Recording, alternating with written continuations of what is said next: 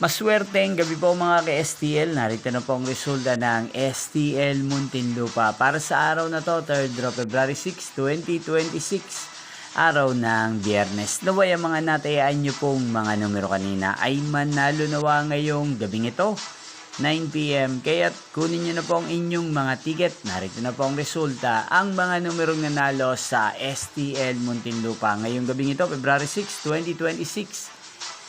9 PM, third draw result, 8 at 5 in exact order. At ngayong gabing ito sa STL Muntinlupa, atin pong i-shoutout si Kuya Jericho ng Muntinlupa. Shoutout po sa inyo Kuya Jericho, sana po ay nasa maayos kayong kalagayan.